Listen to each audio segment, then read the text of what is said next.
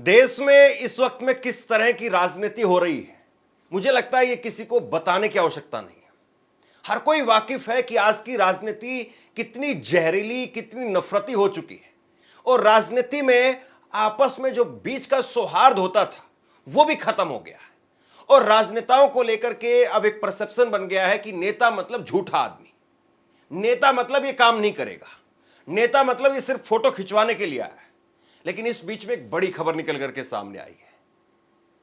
जो बच्चे पाकिस्तान की गोलाबारी से अनाथ हुए, उन बच्चों को, और एक दो नहीं, दर्जन नहीं, बल्कि तकरीबन 2 दर्जन 22 बच्चों को राहुल गांधी ने गोद लिया है। सोचिए कि मौजूदा राजनीति में यह कितनी बड़ी बात है। आजकल नेता वो वादे करते हैं और वादे करके भूल भी जाते हैं। राहुल गांधी ने पुंछ के अंदर 22 बच्चों को गोद लेने का काम किया है। और ना केवल गोद लिया है, बल्कि उसके साथ साथ ये कहा है कि भाई इनकी ताउम्र जो भी पढ़ाई ये करना चाहेंगे, जो जहां तक भी पढ़ना चाहेंगे, वो सारा पैसा हम खर्च करेंगे। और यहां तक भी नहीं, बात यह है कि जो पहली किस्त है इन 22 बच्चों के खाते में पहुंच गई, तब जाकर के खबर अब सामने आई है। अभी तक तो ये खबर भी सामने नहीं थी। राहुल गांधी दरअसल अभी पहलगाम हमले के बाद में जम्मू कश्मीर गए थे और वहां जाकर के उन्होंने पुंछ के अंदर, वहां पर जहां पर पाकिस्तान की तरफ से आए हुए ड्रोन की तरफ से हमले किए गए, और पुंछ वो जगह है जहां पर सबसे ज्यादा नुकसान हुआ था, जहां पर एक मंदिर को तोड़ा गया, जहां पर एक गुरुद्वारे को तोड़ा गया, और वहां जाकर के राहुल गांधी ने लोगों से मुलाकात की। जरा ये तस्वीर देखिए आप। पुंछ के अंदर पाकिस्तान के हमले में जुड़वा बच्चों की मौत हो गई थी। इनके नाम हैं उर्बा, फातिमा और जैन अली। ये जुड़वा बच्चे, इनकी मौत हो गई थी। और राहुल गांधी इन बच्चों के स्कूल में गए। अभी बच्चे तो थे नहीं, इनकी मौत हो गई थी, तो इनके स्कूल में गए और इनके स्कूल में जाकर के इनके दोस्तों से राहुल गांधी ने मुलाकात की। अब छोटे बच्चे हैं तो छोटे बच्चों के जो दोस्त हैं वो भी छोटे थे, उनसे मुलाकात की और उनसे मुलाकात करके समझा कि कैसे क्या कुछ तकलीफें आप लोगों को है, मैं कैसे आप लोगों की मदद कर सकता हूं। और वहां जाकर के पता चला कि यहां पर बहुत सारे लोग ऐसे हैं जिनके बच्चे मारे गए हैं, और बहुत सारे लोग ऐसे हैं जिनके मां बाप मारे गए हैं, जो बच्चे अनाथ हो गए। और उसके बाद में राहुल गांधी ने कहा कि आप लिस्ट बनाइए, रिकॉर्ड्स खंगालिए, कितने बच्चे ऐसे हैं जो अनाथ हो गए, और उसके बाद में हम उन सारे बच्चों की मदद करेंगे। उन सारे बच्चों को पढ़ने के लिए जहां तक भी संभव होगा, हम हर संभव मदद उनकी करेंगे। और पहली किस्त वहां पर जारी कर दी गई है। आमतौर पर जब नेता कहीं किसी दौरे पर जाते हैं तो शिकायत की जाती है कि साहब ये सड़क नहीं बन रही है, या ये नाला नहीं बन रहा है। कई बार कोई बेचारा गरीब आदमी आता है, वो कहता है कि 6 बेटियां हैं मेरी और अब 2 बेटी की शादी है। तो नेताजी कहते हैं कि रामफल तुम देखना इनका, सुमित तुम देखना जरा। और वो सुमित जो है वो 1000-1500 रुपए, 10-12 हजार रुपए, 50 हजार रुपए की गड्डी ज्यादा से ज्यादा वो पकड़ा करके आगे निकल जाते हैं। लेकिन ये बड़ी बात होती है कि आप 22 बच्चों को उनके रिकॉर्ड्स निकलवा करके, ऐसा नहीं कि वहां पर जाकर के घेर लिया और जबरदस्ती हां भरनी पड़ गई, बोलना पड़ गया कि हां ठीक है मैं करूंगा, ऐसा नहीं। रिकॉर्ड्स निकलवा करके 22 बच्चों को चुना गया और उन 22 बच्चों का अब पूरी उम्र का खर्चा राहुल गांधी उठाएंगे। ये बहुत बड़ी बात है। इंडियन एक्सप्रेस ने इस खबर को कवर किया है। मौजूदा राजनीति में अभी पहलगाम की बात हो रही है, मोदी जी ने ये कह दिया, राहुल गांधी ने ये कह दिया, उसने ये कहा, उसने वो कहा, इस सब की बात हो रही है। लेकिन ये इंडियन एक्सप्रेस की आप खबर देखिए। इंडियन एक्सप्रेस ने इस पर पूरी खबर की है कि किस तरीके से राहुल गांधी ने वहां पर मुलाकात की, और मुलाकात के बाद में राहुल गांधी ने क्या प्रॉमिस किया था, और प्रॉमिस को अब राहुल गांधी कैसे जो है वो अब फुलफिल कर रहे हैं।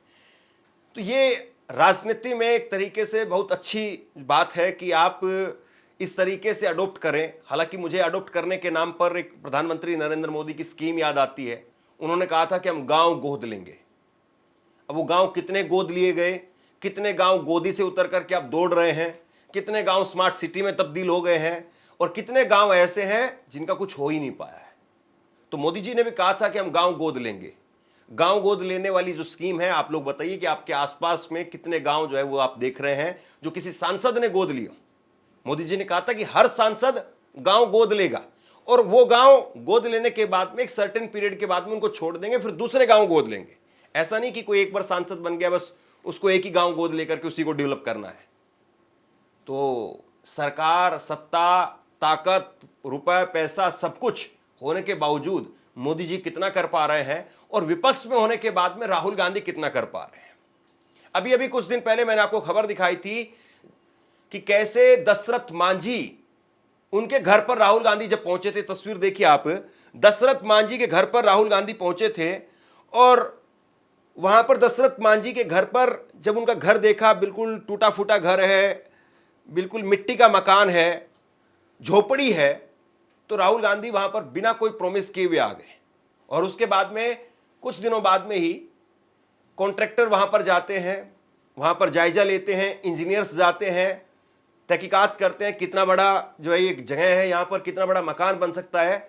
और अब वहां पर यह मकान खड़ा हो रहा है, अब यह मकान वहां पर बनाया जा रहा है। ये तस्वीरें देखिए आप, अब जो है यह मकान बन रहा है। और दशरथ मांझी के बेटे भागीरथ मांझी वो कह रहे हैं कि राहुल गांधी जब आए थे तो उन्होंने कोई ऐसा प्रॉमिस नहीं किया था कि मैं मकान वगैरह बनवा दूंगा, लेकिन वो जब चले गए तो उसके महज 10 दिन के भीतर भीतर हमारे घर पर टीम आ गई थी।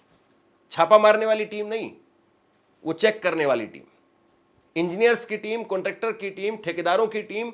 और फिर उसके बाद में नाप लिया गया, क्या क्या सामान चाहिए, क्या क्या मटेरियल चाहिए, वो चेक किया गया और उसके बाद में घर जो बनाना शुरू कर दिया। और बहुत हद तक संभव है कि राहुल गांधी अपने घर में बाद में प्रवेश करेंगे, पहले दशरथ मांझी के परिवार को उनके पक्के मकान में प्रवेश करवाएंगे।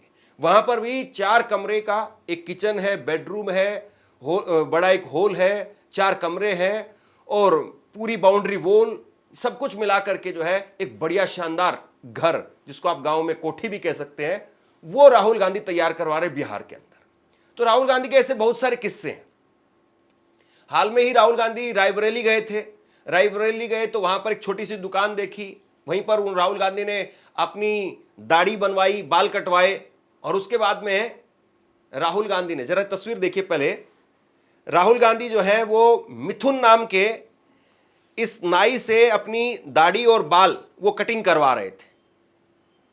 और इसके बाद में मैंने इंटरव्यू भी किया था, मैं भी उस वक्त में चुनावी दौरा कर रहा था, ग्राउंड रिपोर्ट कर रहा था। उस वक्त में मैंने मिथुन का इंटरव्यू भी किया था और मिथुन ने कहा था कि अगर हमारी दुकान में थोड़ा सा सामान की व्यवस्था हो जाए। टूटी कुर्सी थी उनके पास में जिस पर राहुल गांधी बैठे थे, बिजली नहीं आती है उत्तर प्रदेश में, तो वो कह रहे थे कि इन्वर्टर हो जाए तो अच्छा हो। तो राहुल गांधी ने सारा सामान, कुर्सी, शैम्पू वैम्पू, जितना भी जो भी चीज़ें होती हैं या मशीनें जो आवश्यकता होती है जिसकी, वो, और उसके साथ साथ इन्वर्टर वगैरह जो भी उनकी ज़रूरतें थी, उनको सब वो सामान दिया। और उसके बाद में उनको दिल्ली भी बुलाया। ऐसे ही एक रामचेत मोची, जिसकी दुकान पर राहुल गांधी कुछ देर के लिए ठहर गए, और दुकान तो क्या थी, सिर्फ एक लकड़ी का खोखा था जिस पर राहुल गांधी चले गए। और उसके बाद में राहुल गांधी ने उनको एक बढ़िया शानदार मशीन दी और फिर उनकी काया पलट कर दी। घर पर बुलाया, खाना खिलाया, फिर उनको अलग अलग जगह पर लेकर के गए, मुंबई लेकर के जा रहे हैं और उनको एक ब्रांड की तरीके से बना दिया। और ऐसी एक बड़ी तस्वीर, बड़ी खबर जो है वो याद आती है निर्भया के समय की। निर्भया के भाई को राहुल गांधी ने पायलट की ट्रेनिंग दिलवाई और उसके बाद में नौकरी भी दिलवाई। और आज निर्भया का भाई, वो राहुल गांधी की वजह से, पैसे राहुल गांधी ने खर्च किए ट्रेनिंग के नाम के, और फिर उसके बाद में नौकरी। और पायलट की जो ट्रेनिंग होती है वो कोई आसान नहीं होती है। पायलट की ट्रेनिंग लेना या पायलट बनना वो अपने आप में एक बड़ा महंगा जो है वो प्रोफेशन है। लेकिन राहुल गांधी ने वो पैसे लगाए वहां पर, और इस बात को कभी किसी को कानो कान खबर तक नहीं होने दी।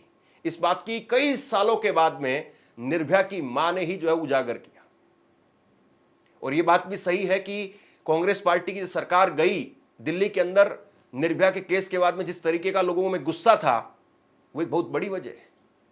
और उस वक्त में निर्भया की मां सब टीवी चैनल्स पर जाती थी और सब टीवी चैनल पर बैठ करके खूब कांग्रेस पार्टी को कोसती थी। लेकिन उसी वक्त में राहुल गांधी उनके भाई को नौकरी दिलवा रहे थे, ट्रेनिंग दिलवा रहे थे। तो बहुत सारे ऐसे किस्से हैं राहुल गांधी को लेकर के जो ये बताते हैं कि राहुल गांधी किस तरीके के नेता है, किस तरीके के, किस मिजाज के नेता है। ऐसे ही एक वीडियो वायरल हुई थी दिल्ली के अंदर फल सब्जी बेचने वाले की, और वो फल सब्जी बेचने वाले कह रहे थे कि मेरे पास में इतने पैसे नहीं कि मैं टमाटर ले आऊं। उस वक्त में टमाटर बहुत महंगे हो रहे थे। और राहुल गांधी ने फिर उसके बाद में जब वो वीडियो देखी तो उनसे बात की, उनको मदद की, फिर उसके बाद में उनको घर बुलाया अपने, और घर बुला करके फिर उनको साथ में बैठा करके खाना खिलाया। ऐसे ही एक लड़के, एक दिव्यांग व्यक्ति जो फरीदाबाद के हैं, वो सुबह सुबह जो है वो आ गए और उन्होंने कहा कि मैं 10 जनपद में राहुल गांधी से मिलना चाहता हूं, लेकिन मुलाकात नहीं हो पाई क्योंकि सिक्योरिटी जाने नहीं देती अंदर। तो किसी पत्रकार ने ट्वीट कर दिया, और वो ट्वीट जो है राहुल गांधी की टीम ने देखा, तो फिर उसके बाद में उनको जो है वो फरीदाबाद से दोबारा बुलवाया गया कि क्या दिक्कत है बताइए। तो उन्होंने कहा कि मैं दिव्यांग हूं, मैं चल फिर नहीं पाता हूं, मेरी बेटी को मैं स्कूल में कहीं दूर छोड़ नहीं पाता हूं, मेरे यहीं पर पास में एक कॉन्वेंट स्कूल है, आप उसमें एडमिशन करवा दीजिए क्योंकि मैं उसमें एडमिशन नहीं करवा पा रहा हूं। और कॉन्वेंट स्कूल में एडमिशन करवाना मतलब आप मान करके चलिए कि 4-5 लाख रुपए का डोनेशन देना, बड़ी महंगी फीस, सब कुछ। लेकिन राहुल गांधी ने अपने 2 खास लोगों को भेजा और कहा कि आप जाइए और जाकर के सुनिश्चित करिए कि इनका एडमिशन हो जाए। और जरा सोचिए आप, कई बार ये कहा जाता है कि कांग्रेस पार्टी या राहुल गांधी वो तो शहजादे हैं, उनको क्या पता है। प्रधानमंत्री नरेंद्र मोदी पहले ये शब्द खूब लेते थे, आजकल उन्होंने छोड़ दिया है, क्योंकि राहुल गांधी ने जिस तरीके से यात्रा की, अपने आप को जमीन पर चल करके दिखाया, लंबी यात्रा। आज वर्तमान में अगर आप किसी नेता को देखेंगे तो कोई नेता ऐसा नहीं जो इतनी बड़ी यात्रा कर सका हो, लेकिन राहुल गांधी ने किया। लोगों से मिले, आम लोगों से मिले, बहुत सारे लोगों की जिंदगियां बदली। तो राहुल गांधी विपक्ष में, उनके लिए उनके आजकल विरोधी भी इस बात को कहते हैं कि वो विपक्ष में रह करके इतना काम कर रहे हैं, अगर सत्ता हाथ लगी तो फिर सोचिए कि क्या होगा।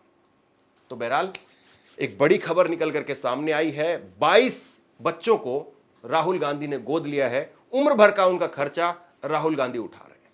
प्रधानमंत्री नरेंद्र मोदी वो कहते हैं मैं फकीर आदमी हूं, झोला उठा करके चला जाऊंगा। गरीब आदमियों के लिए कहते हैं कि 80 करोड़ लोगों को 5 किलो अनाज दे रहे हैं।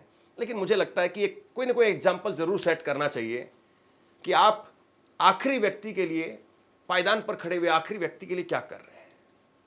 सिर्फ फोटो ही खिंचवा रहे हैं, सिर्फ उसके लिए कुछ नाम मात्र ही सुविधा दे पा रहे हैं, या वाकई उसकी जिंदगी में, क्योंकि आज आपके पास में अवसर है, तो कुछ कायाकल्प कर पा रहे हैं। आप क्या सोचते हैं नीचे कमेंट बॉक्स में लिख करके जरूर बताइए। इस खबर को शेयर कीजिए।